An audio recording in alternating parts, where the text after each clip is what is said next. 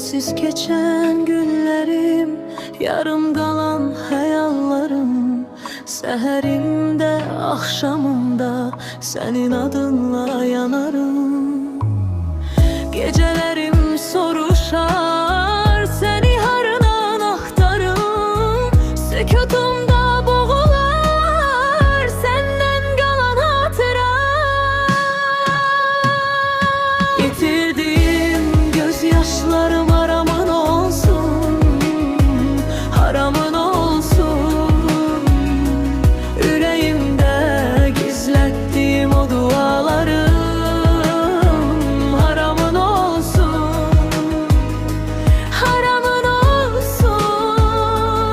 Ümidimi söndürdüğün her an için sana kalan hatirelerim haramın olsun.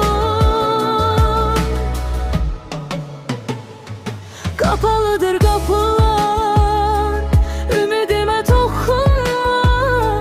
Adım geçir dilinde, gülüşümü unutma.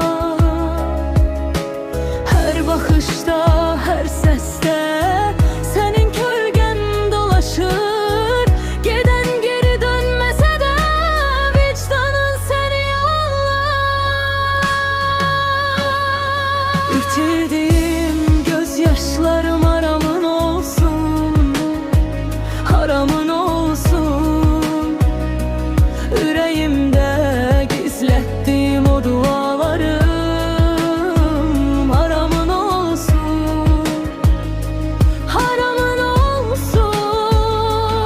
Ümidimi söndürdüğün her an için sana kalan hatirelerim haramın olsun. Bir gün anlarsan içinde ne kadar kırık kalmışsan, ben keçerem bu dertten sen özünden. Darıxarsan